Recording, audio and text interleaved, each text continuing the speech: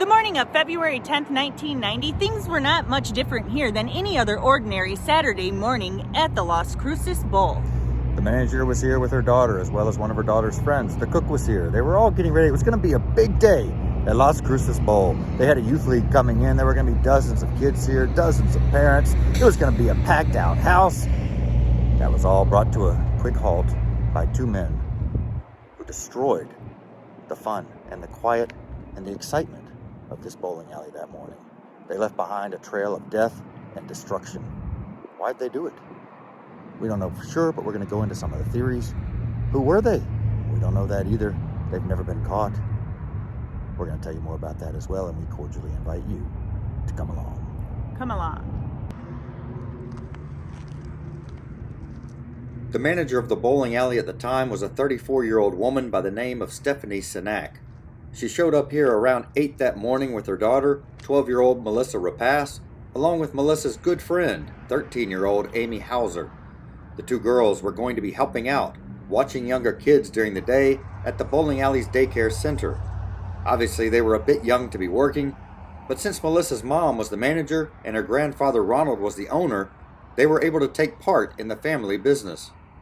Stephanie headed to her office, where she was going through receipts and other paperwork from the previous night and getting the money counted and ready to be deposited at the bank. 33-year-old cook Ida Holguin was getting food ready in the kitchen area. Ida was not supposed to be here that Saturday morning. She normally worked the late shift, but she had agreed to come in early to help get ready for the group of more than 50 kids from the Las Cruces Youth Bowling League who were expected to be at the bowling alley that day. Shortly after 8 a.m., another member of the Sinak family showed up here, probably parked in one of these spots right here, came up here to the door and noticed something strange. He was able to open the door and go right in without knocking or using his key. Now, that's not the way it's supposed to be. It's supposed to be locked all the way up until the business opens its doors officially for business at 9 o'clock in the morning. So he went by Stephanie's office, told her, hey, you got to keep the doors locked. He went and grabbed his book bag, and then he left. Now, as he was leaving, he saw something else a little bit off. Over here in the side parking lot, walking through it from the back of the building toward the front, were two Hispanic men. One was a little bit older, in his late 40s to early 50s. The other one was a little bit younger, in his late 20s to early 30s. The older man handed the younger man some sort of case. We don't know for sure what that was, but that's what he saw. He said he got a pretty good look at these guys. It was actually his description that was used to come up with some artist renditions of what these guys might look like. While this was going on, the girls were doing what you expect older girls to do, running around, having fun, and getting hungry.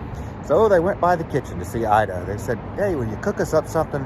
Make us something good to eat. We're hungry.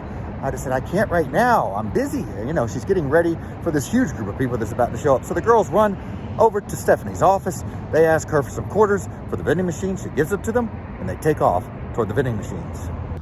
The girls never made it to the vending machines.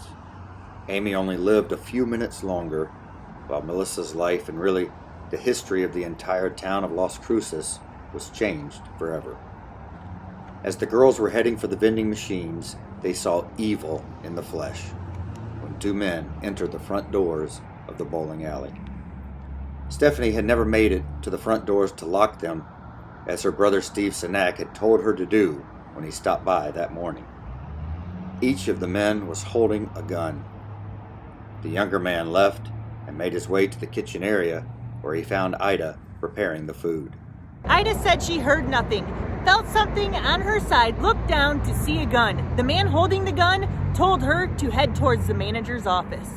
During this time, the older man saw the two girls near the vending machines. He grabbed them, took them to the manager's office as well. Now, an interesting thing here in part of the case is the fact the men started looking through filing cabinets like they were looking for something, is what Ida said, looking all through the office before they even asked about the safe and tried to get any of the money. Stephanie was still working in her office when she looked up and saw her daughter, along with Amy and the older man, walk in. A short time later, the younger man and Ida arrived. The men ordered all four of the young ladies to lay down on the floor. That's when the men started going through the office drawers. Then eventually they did turn their attention to the safe, where they took $4,000 to $5,000 in cash. It was at that point when mechanic Stephen Turan showed up with his 6-year-old stepdaughter, Paula Holguin, and his 2-year-old daughter, Valerie Turan. Now, he had just given his 2 weeks notice recently for the place. He actually had plans to become a police officer. Of course, he would have noticed the strange things other people have noticed. You know, the door is open, the front door is unlocked. He's able to walk right on in, and when he gets in there, he doesn't see anybody. So he takes off towards Stephanie's office, and of course then sees what's going on. More than likely, he put up a fight with the guys. Eventually, he was thrown on the floor with his 2 kids, as well as the 4 others. The men continued to gather up money. However, police noted that they left some money behind. We'll get to that here in a little bit.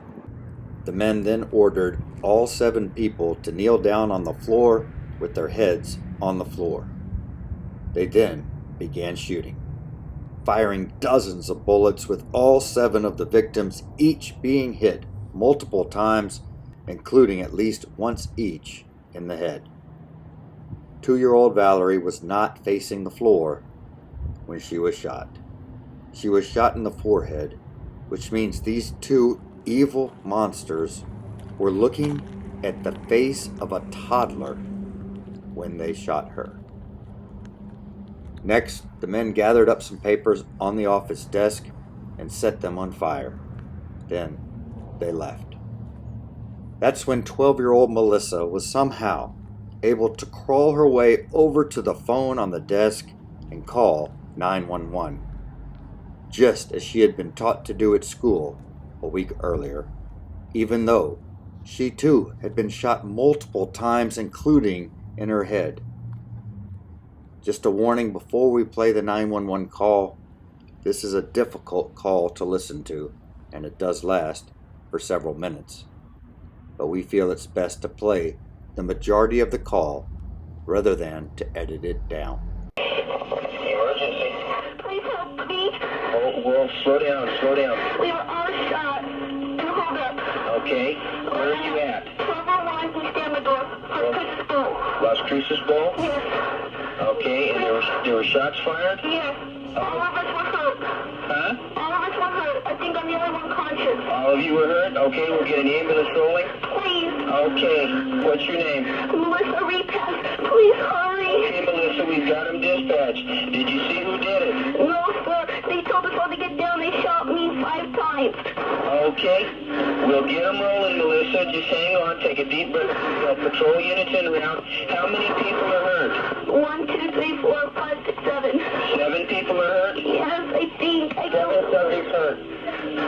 Okay, Melissa. It hurt.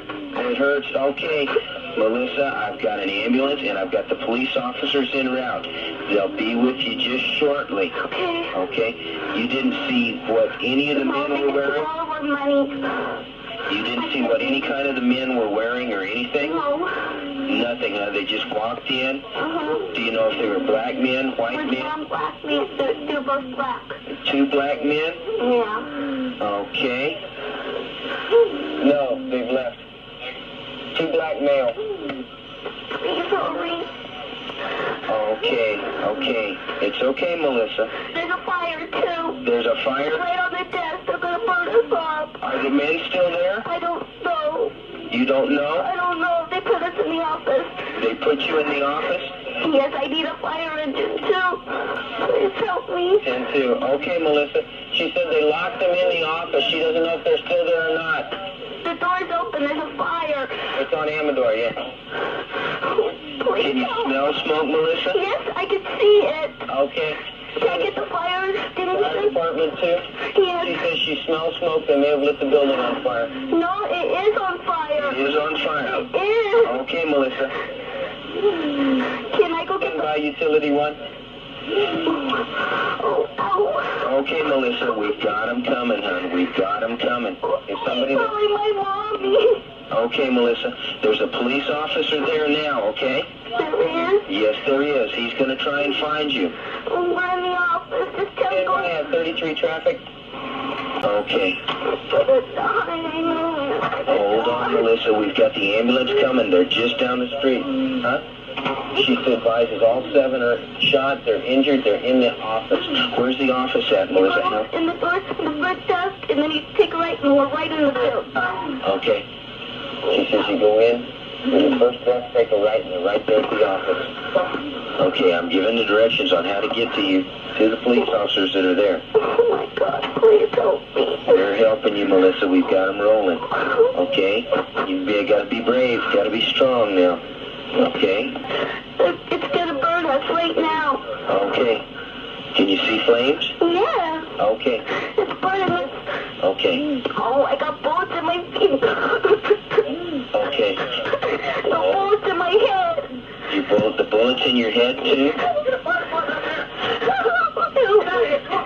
can't. None of them are talking.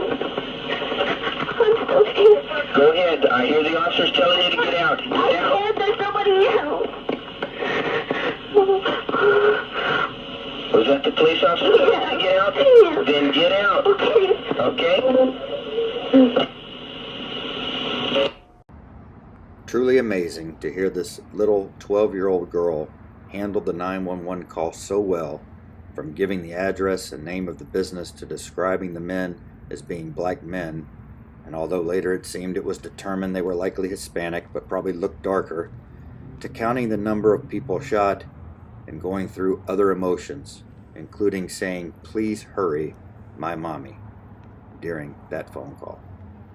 The other interesting thing is the police arrived at the end of that call, which was only about 4 minutes long, so they showed up to the bowling alley in less than 4 minutes. When they first arrived, obviously their goal was to save anyone they could and to put out the fire. So right away, paramedics were working on the victims while firefighters were spraying water to put out the fire. The amount of people running around, touching things, spraying things, moving bodies and survivors destroyed much of the evidence that was left behind. Also, back then, they weren't nearly as advanced with crime-solving methods as they are now. They were able to get fingerprints, some footprints and shell casings from the scene, but since it was a public bowling alley, the fingerprints and footprints did not end up being helpful to the investigation. Stephen Turan, Amy Hauser, and Paula Holguin were all declared dead at the scene. Valerie Turan was rushed to the hospital, but was declared dead about 45 minutes later. Thanks to Melissa's 911 call and the quick response of emergency workers, she was saved, even though she was correct in the phone call when she said she had been shot 5 times. She spent 11 days in the hospital before being released. Her mom survived, and Ida did as well, after spending about 6 months in the hospital. Almost immediately after the shooting took place, police set up roadblocks all throughout the town. They thought that they had a huge breakthrough in the case when they saw 4 Hispanics pull up. In the vehicle with these guys was $12,000 in cash. So they called up Steven, had him come on over there and take a look at the guys. Unfortunately, they didn't match the guys that he had seen earlier that morning. Eventually, after questioning the men for a while, police let them go. Police also looked at similarities to another recent murder in the area. A few weeks before the massacre, a shooting took place about 3 miles down the road here. This was Ray's Shell service station at the time. A 32-year-old by the name of Salvador Lozano opened up the station around 8 o'clock that morning. By 10 o'clock in the morning, a couple customers came in and found him dead. He had at least 1 gunshot wound in the head. Police decided the 2 cases weren't connected, although the shooting at the gas station has also never been solved. Ronald Sinek owned the bowling alley at the time of the shootings. He was in Arizona golfing while the shootings occurred. Yeah, his behavior was considered a bit strange by a lot of people after the shootings. For one thing, this was a big red flag here. He opened the bowling alley back up just 6 days after the shooting. His daughter and his granddaughter were still in the hospital at the time he opened the bowling alley. Ronald even posed for a picture for the local newspaper of himself standing in the same office where the murders occurred. He had gotten it cleaned up and seemed very proud of himself. Because of his strange behavior, police started looking into him. There were rumors he was involved in organized crime and drugs. Detective Mark Myers once told a newspaper, "Thousands and thousands of man-hours went into trying to prove those theories, but we couldn't prove anything." Ronald's son, RJ, also worked at the bowling alley where he served people as a bartender. He also was known to serve people other things as well, including cocaine and other drugs. That's what a lot of people accused of him doing. Now, police looked into him very closely. Unfortunately, he passed away in May of 1997 from a drug overdose. Investigators looked into RJ as well, but couldn't tie him to the murders either. As we mentioned earlier, the men did leave some money behind and seemed very interested in finding something else in the office. Was it drugs they were looking for? It's also a bit of weird timing that Stephen Sinak showed up and removed a backpack just moments before the men arrived. Was what they were looking for in the backpack? If you were planning to rob a business for cash, would you do so before the business is even open for the day? Why would they rob a bowling alley first thing in the morning? Did they know that there would still be a lot of cash there rather than it being removed the night before? Or were they not concerned about the cash? In January of 1991, the bank auctioned off the bowling alley. Ron had gone bankrupt and was $2 million in debt.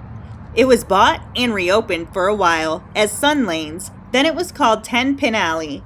It has now been shut down for several years. Questions about Ron's involvement in the murders started up again after the bankruptcy. At the auction, Amy Hauser's mother, Gloria, stood outside with a sign reading, "Non-payment may have cost 4 lives. Justice." In March of that year, a man by the name of James Chapman was murdered at Rio Rancho Lanes in New Mexico, which was owned by Ron Sinak at one point until he had to close it down due to another bankruptcy a few years earlier. Chapman had been the custodian of the bowling alley. Police later decided Sinak was not to blame for that murder. Stephanie suffered from post-traumatic stress disorder. She would rarely go out into public. She said that when she did, if she heard a loud noise, it would cause her to panic. Sadly, she passed away in August of 1999.